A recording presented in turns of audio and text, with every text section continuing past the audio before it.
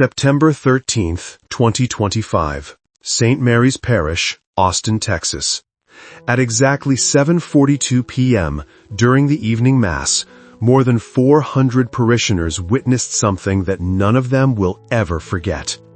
A young woman, once known for her quiet service in the church, screamed uncontrollably during the consecration. Her voice turned guttural, inhuman. Moments later, she crawled up the church wall beneath the illuminated cross, her body bending in ways no human should. People gasped. Some cried. Others ran. The priest dropped the chalice and shouted, "In the name of Jesus, leave her!" What followed that night would shake the faith of everyone in St. Mary's Parish and uncover a dark truth that had been hiding for years inside a seemingly ordinary family. And this is their story. Cedar Creek, Texas, a quiet suburb just outside Austin, where the air smells of oak and the church bells of St. Mary's echo every Sunday morning. It was the kind of place where people left their doors unlocked and waved to passing neighbors. Yet, inside one ordinary white house with blue shutters, something unseen had already begun to rot. The Moore family lived there. To the outside world, they were comfortable, almost respectable. Robert Moore had once been an electrician known for his skill and generosity. His wife, Claire, was a devout Catholic woman who volunteered at the parish.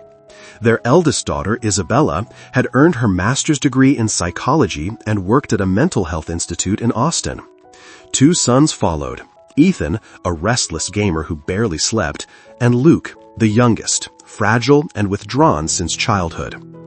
But behind closed doors, silence ruled the house. It wasn't peaceful silence. It was thick, heavy, and full of unspoken fear. Every morning, Isabella would return from her night shift at the hospital and find her mother washing the same sheets again and again, as though she could scrub the pain out of them. Her father's snores echoed from upstairs, steeped in the sour smell of whiskey. Ethan's eyes were fixed to his screen, lost in digital battles, while Luke sat near the window, staring into nothing. Robert hadn't always been this way.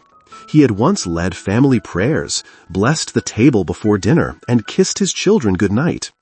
But after the layoffs and years of disappointment, the bottles began to appear.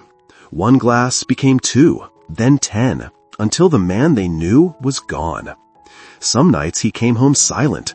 Other nights he came home raging, his voice darker, his words venomous. One evening, when Isabella was 17, she remembered standing in the kitchen as her father stumbled in, eyes glassy and wild. "Do you think he listens to you, Claire?" he spat, pointing at the crucifix on the wall. "You kneel and pray while he laughs at you." Her mother trembled. "Robert, please, not in front of the children." He turned toward Isabella then, and his voice changed, lower, almost layered. "You think you can save me, little girl? You think your mind can outsmart me?" Then he spat at the Virgin Mary statue and shouted, "She never saved anyone." The statue crashed to the floor, breaking in half. The house went silent. When morning came, Robert didn't remember a thing. Years passed, but the darkness never left.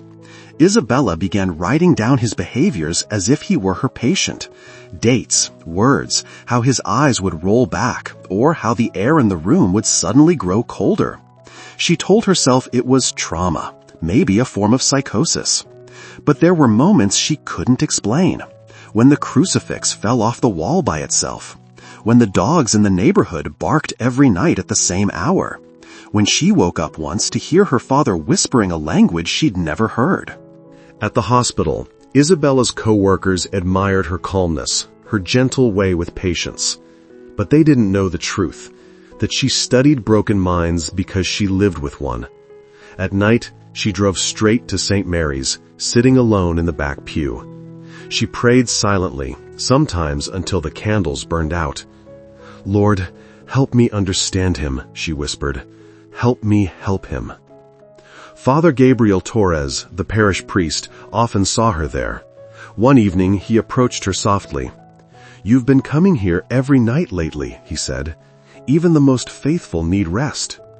"Rest isn't easy at home, Father," she replied. "Is it your father again?" She hesitated. "Sometimes he's someone else. He says things he doesn't remember. Things no one should say." The priest looked at her for a long moment. "Evil often enters through wounds we refuse to heal," he said. Isabella forced a faint smile, but her eyes glistened with tears she didn't let fall. That night, she drove home in silence, the radio off, the road empty. Her reflection in the car window looked like a stranger, pale, hollow-eyed, her soul heavy with exhaustion. The healer was slowly breaking. Days blurred together. The smell of alcohol clung to everything, the carpets, the curtains, even the air. Her mother rarely spoke anymore. Ethan's laughter turned into bursts of anger. Luke's drawings grew darker, full of faceless figures. And Robert? He seemed to sink deeper into something unseen. Then came the night that changed everything. Claire woke around 3 a.m. to the sound of the front door slamming. She found Robert in the living room, his hands trembling as he stared at the broken statue of the Virgin Mary. He had glued it back together, though unevenly, cracks cutting across her gentle face. "She's watching again," he murmured. "She knows what I did." "Robert," Claire whispered, "please go to bed." He turned slowly toward her, and for a brief second, his eyes didn't look human. "You can't hide her anymore," he said, his voice deep and layered. "She belongs to me now." Claire screamed. Isabella ran downstairs, followed by her brothers. The lights flickered, the air thickened. Robert's body twisted, then collapsed to the floor. When he woke in the morning, he remembered nothing. But Isabella did, and something inside her shifted that day. As she looked at her father's trembling hands, she felt a truth she didn't want to accept. This wasn't only about addiction. There was something darker feeding on their family, something that thrived in their silence, in their pain, and in their faith slowly dying. That evening, she returned to St. Mary's and knelt before the cross. The church was empty, her whispers trembling. "If evil has taken him," she said, "then let it take me instead." Outside, thunder rolled across the Texas sky. The candles flickered, and somewhere in that quiet church, something began to listen. By the end of September, neighbors claimed they could hear strange sounds from the Moore house at night. Voices whispering, prayers turning into screams. No one knew what was happening inside, but everyone felt it. A darkness had entered Cedar Creek, and for Isabella Warr, the battle between faith and fear had just begun. The morning after that terrible night, the Moore household was silent again. But it was a silence that hurt to breathe in, thick like smoke after a fire. Claire moved like a ghost, cleaning dishes that were already clean. Ethan didn't leave his room. Luke refused to eat, and Robert sat at the table, his eyes bloodshot, staring into nothing. "Dad," Isabella said quietly, setting a cup of coffee in front of him. He didn't look at her. "Don't," he muttered. "I don't deserve it." She studied his face. The man she remembered from childhood was fading away. What replaced him now was hollow, shadowed, and trembling with something more than guilt. "Do you remember last night?" she asked. He looked up slowly. "Bits of it. I broke the statue again, didn't I?" Isabella hesitated. "You said things, Dad, things I've never heard you say before." He rubbed his temples. "I don't remember. When I drink, I don't remember." But Isabella knew it wasn't just the alcohol. The way his voice had changed, layered like two people speaking at once, that wasn't human. That week, she began documenting everything. She kept a notebook hidden in her drawer, writing down each strange episode. The time he screamed in his sleep, the phrases in a language she couldn't recognize, how the temperature in the room would drop suddenly. She even began recording short clips on her phone, telling herself it was for research, for her psychological study on addiction and dissociation. But deep down, she was terrified of what she might capture. On the fourth night, the incident escalated. Robert came home reeking of whiskey. Claire had left a rosary on the table beside the patched-up statue of the Virgin Mary. When Robert saw it, something inside him snapped. He grabbed the statue and hurled it across the kitchen. "Stop watching me!" he roared. The porcelain shattered against the wall. He spat toward the fragments, then turned toward the crucifix above the door. "Where were you when I begged you to help me?" he shouted, his voice trembling.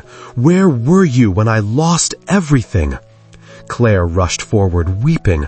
"Robert, please, that's blasphemy!" He froze. Then his eyes rolled upward, and his voice dropped to a growl. "He can't hear you anymore," it said. The lights flickered. The air grew thick and cold. Ethan appeared at the stairs, pale and silent, while Luke hid behind his mother. Isabella reached for her phone, but her hands were shaking too much to press record. Robert's body convulsed once, twice, and then he collapsed to the floor. When he woke, he had no memory of what had happened. But the next day, the family found black ash where the statue had been. Desperate, Claire called Father Gabriel to bless the house.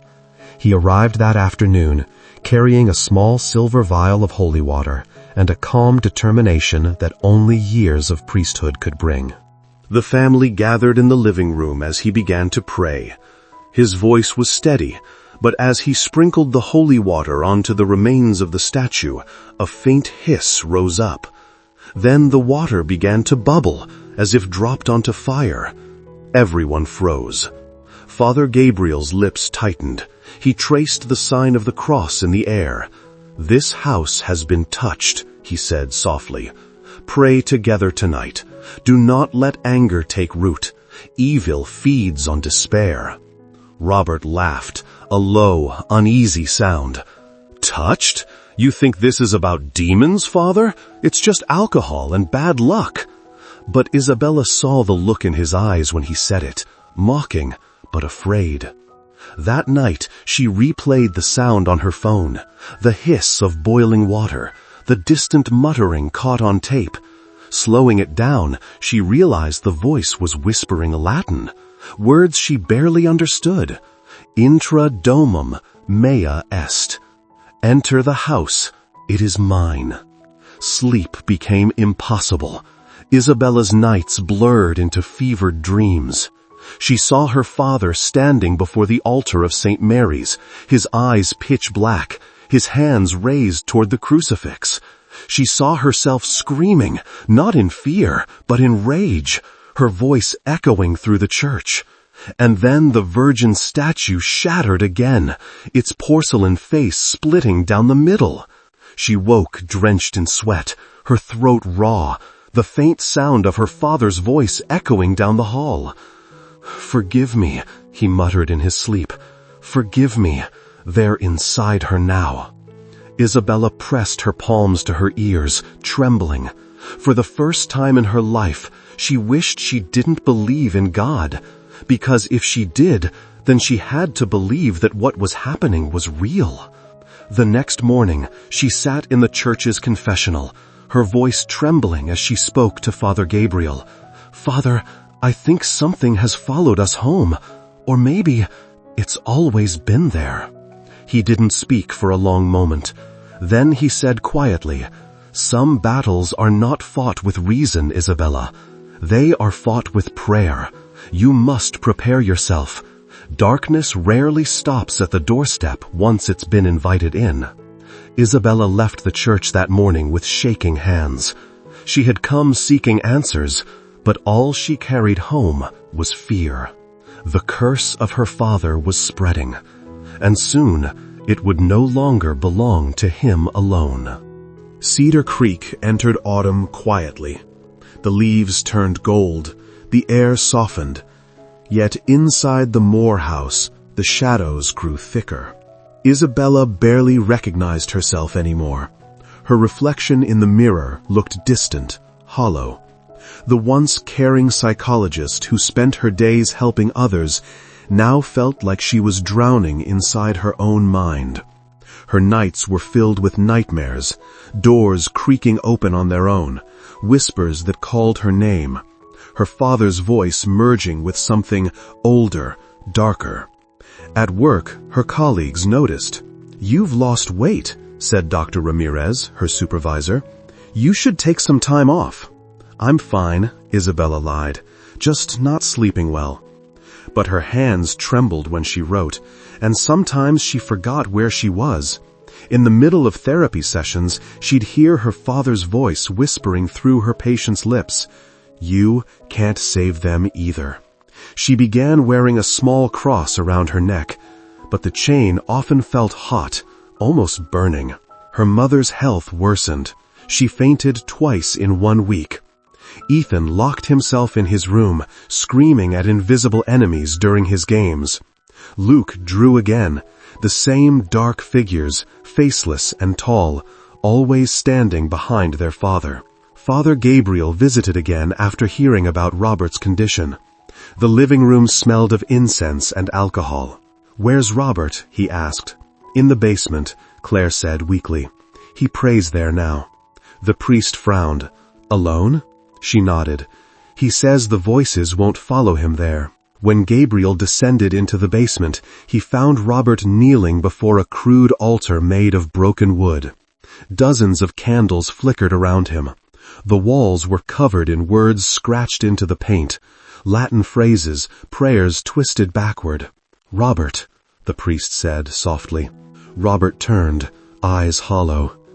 "He listens to me now," he whispered.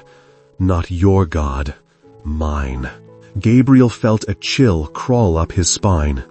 "You must leave this place, Robert. You're not praying to the Lord." But Robert only smiled, the corners of his mouth twitching. "You think you can stop it, priest? It's already inside her." Gabriel froze. Inside who? Robert looked past him, toward the stairs. Isabella. That night, Isabella woke screaming.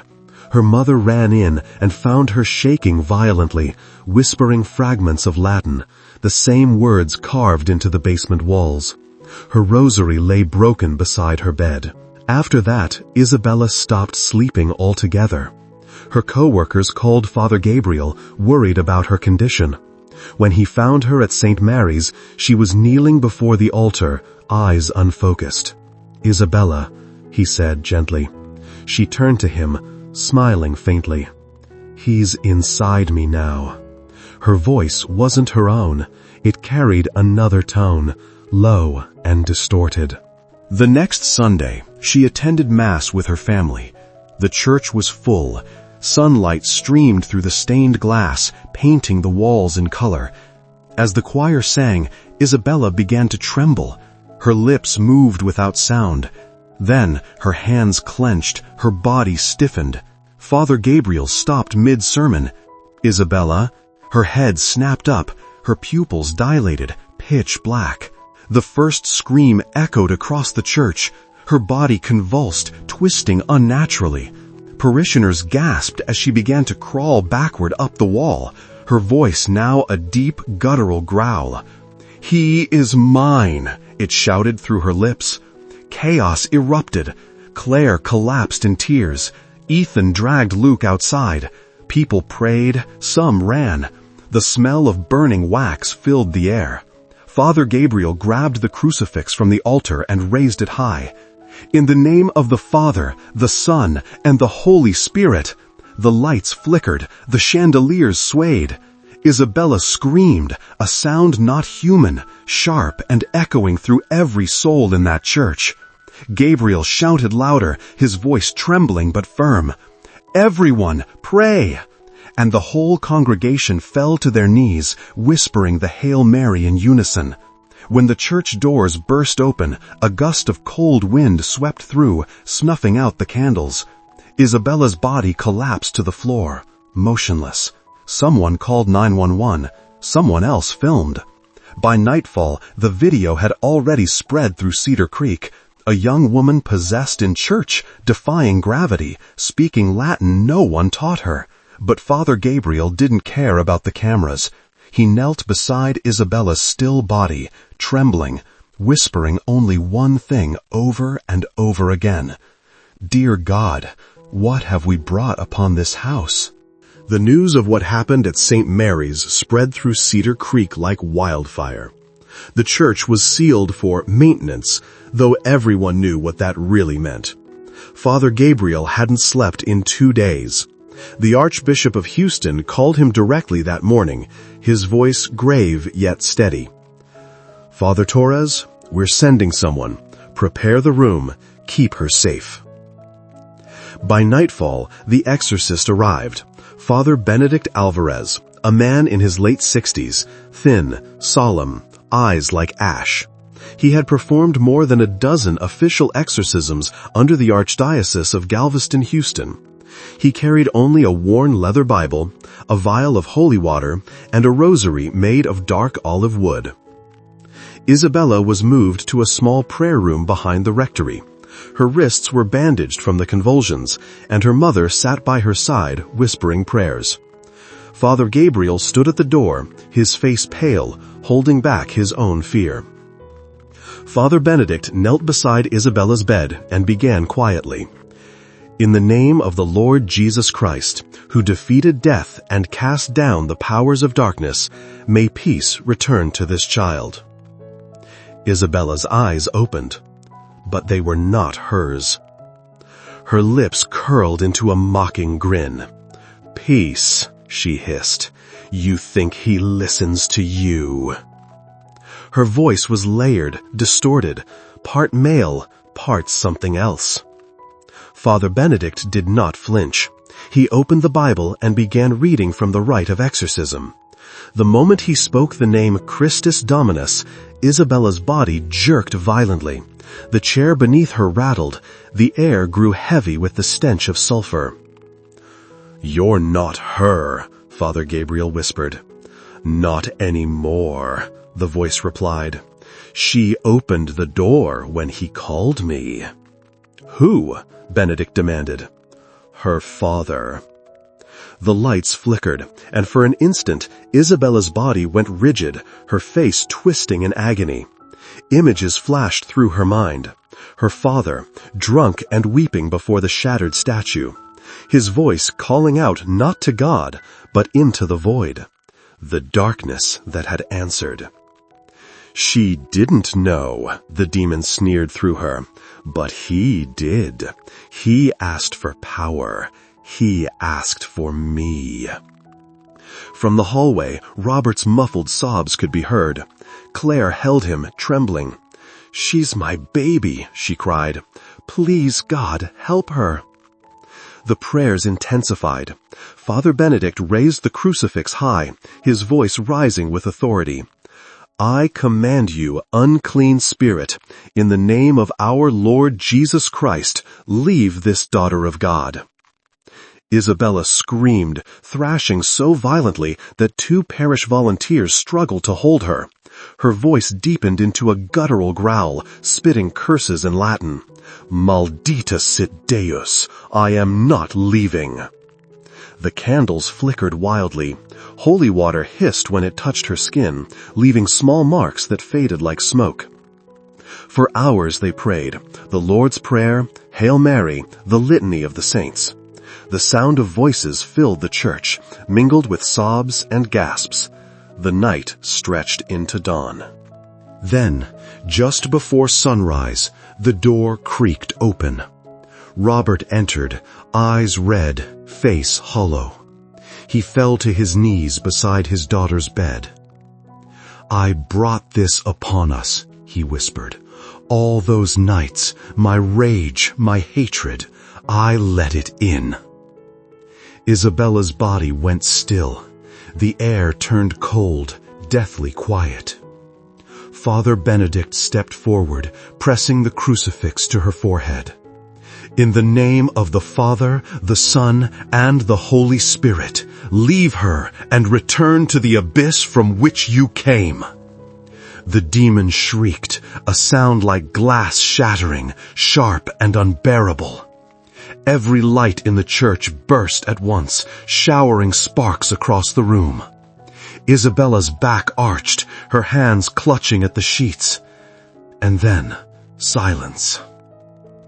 The first light of dawn crept through the stained glass window, painting her pale face with soft color. Father Gabriel lowered the crucifix. Father Benedict closed his Bible and whispered, "It's done." Isabella lay still for a moment, then gasped, her first breath in hours. Tears streamed down her face as she whispered hoarsely, "Father?" Robert broke down, clutching her hand, weeping like a child. Outside, the bells of St. Mary's began to ring again, slow, solemn, and pure. For the first time in months, the house in Cedar Creek stood quiet. But everyone who had been there that night knew one thing: silence would never sound the same again. The weeks following the exorcism felt like an awakening after a long, terrible dream. The house in Cedar Creek, once echoing with the sound of bottles clinking, shouts breaking the silence, and doors slamming shut, now breathed with a fragile kind of peace. The air smelled faintly of candle wax and incense. Prayers whispered through the rooms where screams used to dwell. The quiet wasn't empty anymore. It was alive, the kind of silence that follows forgiveness. Robert arrived at the rehabilitation center in Houston with a single old suitcase and a Bible Father Benedict had pressed into his hands the morning he left. He had never been a believer. But after witnessing his own daughter possessed by something he could not understand, faith was no longer a choice. It was the only language left to describe the unspeakable. During the first group session, when the counselor asked what he hoped to achieve from his time there, Robert hesitated. His voice trembled, but the words came out clear. To be forgiven. He began to pray every morning. At first, awkwardly, like a man learning to speak again after years of silence. The words felt foreign, but slowly they began to fit. His prayers were not eloquent. They were fragments of regret, stitched together with sincerity. Every confession was a piece of his broken soul trying to remember how to be whole. At night, he wrote letters, one to his wife, one to each of his children, and one to the man he used to be. He didn't always send them, but writing them was its own kind of penance. Each week, Isabella's letters arrived, short but filled with grace. "I still believe you can change," she wrote. "As I was saved, you can be too." Those words became his compass, proof that redemption wasn't something you begged for. It was something you built, day after day, with trembling hands and a tired heart. 3 months later, Robert walked out of the center. He was thinner. His hair had turned almost completely gray, but his eyes were no longer haunted. They held a calmness that only comes after you've survived yourself. That night, he returned to the house. Claire had rebuilt the family altar in the corner of the living room, a small table, a vase of white lilies, and a new statue of the Virgin Mary, her gentle eyes cast downward as if she were watching over them. Robert knelt. His hands shook as he reached for the statue's feet. And for the first time in years, he cried. Not from shame, not from fear, but because he finally understood that he was still loved. That even after everything, love had never truly left. Spring arrived in Texas like a soft hymn. Isabella returned to her work at the Institute of Mental Health. Her colleagues welcomed her with warm smiles, relieved to see her again. She smiled back, quietly, gracefully. She spoke less now, but when she did, her words carried a kind of serenity that hadn't been there before. The storm inside her had passed, leaving behind not emptiness, but peace. Every evening she served at the church again. And sometimes, when the candles flickered against the altar wall, you could still see faint handprints, the ones she had left during her possession. They could never be fully painted over.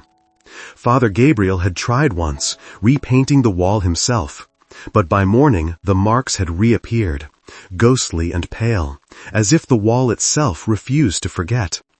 Maybe it was God's will.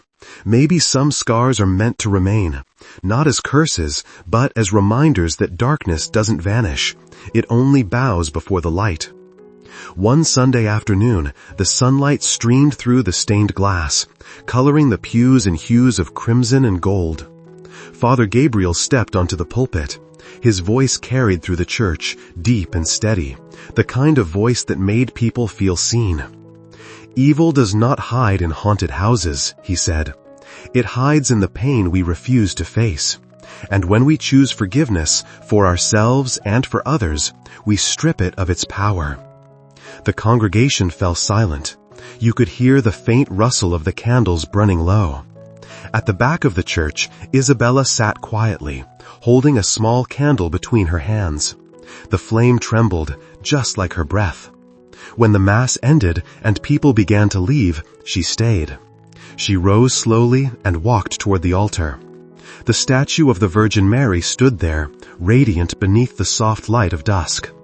Isabella knelt, lit her candle, and whispered, "Thank you, Mother, for not abandoning us." The words barely reached the air, but something seemed to answer, not in sound, but in the hush that followed. A gentle wind slipped through the stained glass windows, bending the flame but never extinguishing it. The candle wavered, then stood upright again, stronger than before. Above her, the light from the great crucifix shone down, wrapping the Virgin and Isabella in a warm golden halo. The church was silent, except for the soft tolling of the bell outside, echoing through the Texas twilight, slow, solemn, eternal. Isabella stayed kneeling long after the last chime faded. Her eyes glimmered with tears, not of sorrow, but of understanding. The kind of tears that come when you realize that everything, every wound, every loss, every night of despair, had been leading here, to this stillness, to the knowing that love, even when buried under fear, always finds a way back. Outside, the last light of sunset painted the horizon in shades of amber and rose. Robert stood by the church door, watching through the open archway. He didn't speak. He didn't need to. The silence between father and daughter said everything. The apology, the forgiveness, the quiet agreement that they had both been saved. The camera moves slowly. The candles glow, reflecting in Isabella's eyes, the Virgin's statue bathed in gold, the crucifix shining like dawn breaking after the longest night. Then the screen fades to black, and in that stillness a final line appears. Evil may knock at every door, but only forgiveness lets the light back in. Because in the end, redemption isn't a miracle that happens overnight. It's the small decision you make every day to believe that light is still possible, even after the dark. It's the moment you kneel not to ask for more, but to say thank you. It's the whisper that turns guilt into grace, the breath that turns fear into faith. And sometimes the greatest exorcism of all is learning to forgive yourself.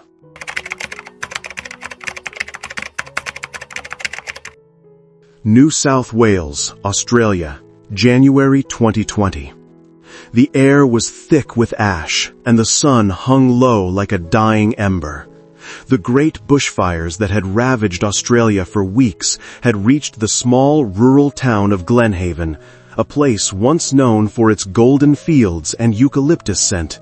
Now it smelled of smoke, of burning bark, of fear. At the edge of the town stood a humble wooden house, weathered by years of rain and wind.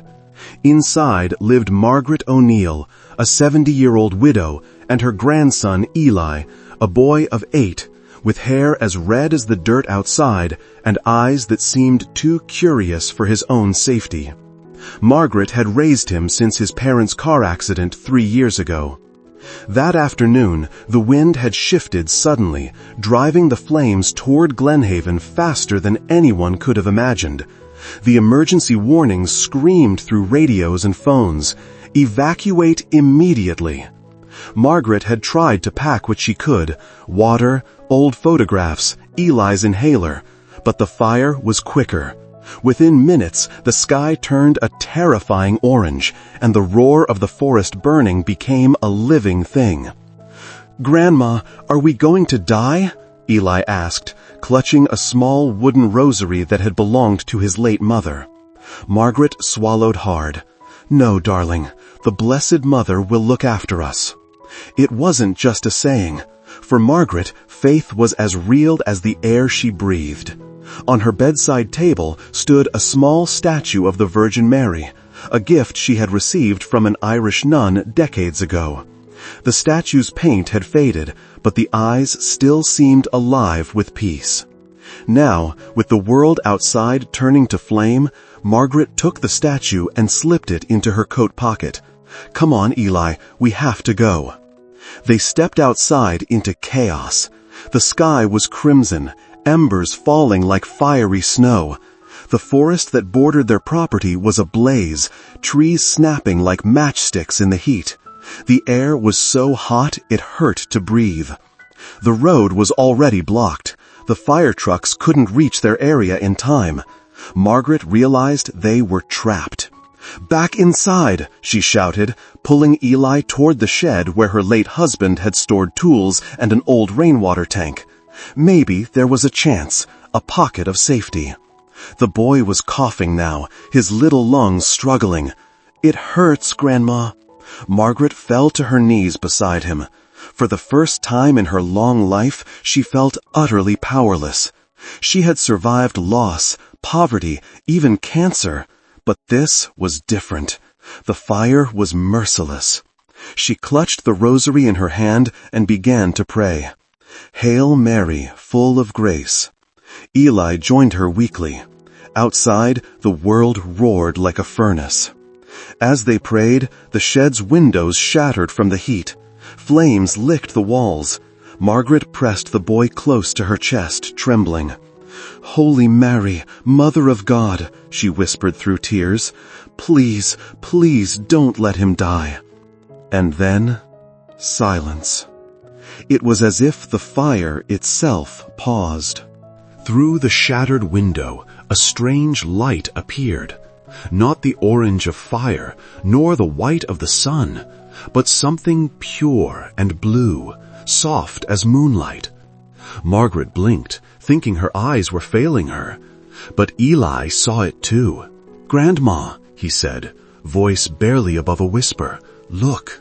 From within the smoke, a figure emerged. She was clothed in white that shimmered like morning dew, her veil untouched by the ash. Around her head glowed a halo, not blinding but tender. Her hands were open, as if inviting them closer. Margaret fell silent. Her heart stopped pounding. It was the Blessed Virgin Mary, the same gentle face from the statue by her bedside, but alive, radiant, moving through the flames as if they parted for her. The ground itself seemed to cool where she stepped. Eli stared in wonder. "Is she an angel?" Margaret couldn't speak. Tears streamed down her face.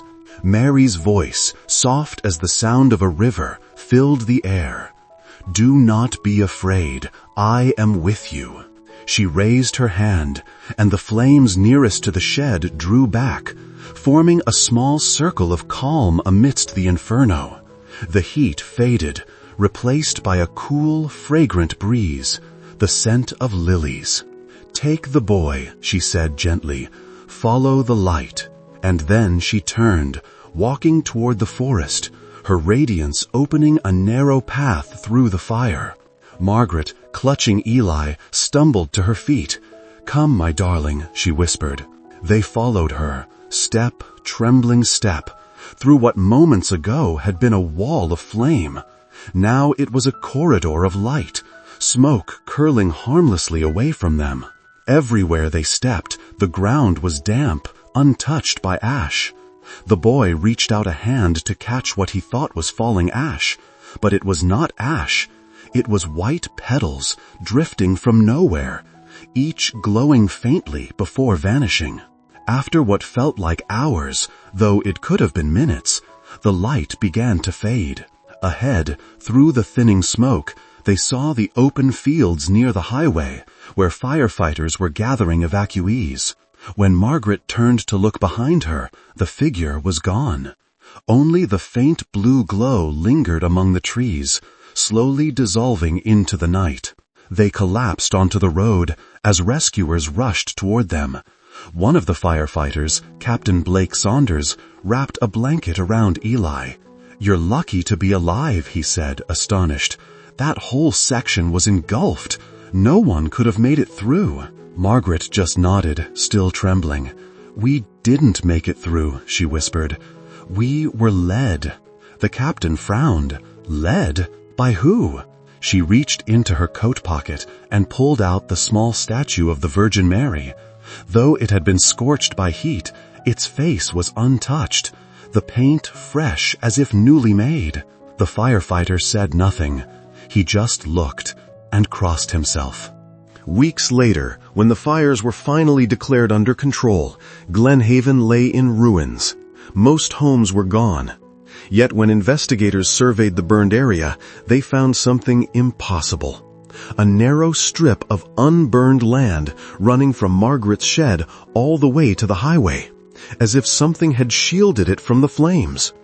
Trees along that path were green, their leaves untouched. Even the soil was moist. The story spread quickly through the town. Journalists came. Scientists offered theories. Freak wind patterns, differences in soil moisture, pure coincidence. But those who saw the path in person said otherwise. They said it felt holy. Margaret and Eli returned to the site a month later. Where the shed once stood, they built a small wooden cross, and beside it they placed the statue of the Virgin Mary. Eli, now healthier and braver than before, set down a bunch of wildflowers. "Do you think she'll come back, Grandma?" Margaret smiled. "She never left us, dear. Sometimes she walks unseen." That night, as they drove home, Eli looked out the window. For a moment, he thought he saw something in the distance, a faint blue glow above the burned trees, like a gentle flame that didn't destroy, but healed. He smiled. "Good night, Mother Mary," he whispered. 2 years later, a small chapel was built on that spot, funded by donations from across Australia. People came from far and wide, Catholics, Protestants, even those with no faith at all, to see the path of light, as locals called it. Many said they felt peace there, an unexplainable calm. Some claimed that at dusk, when the sun dipped low, a blue shimmer could still be seen moving between the trees. Margaret, now frail but radiant with quiet joy, often sat on the chapel's bench, rosary in hand. Eli would play nearby, chasing butterflies through the grass.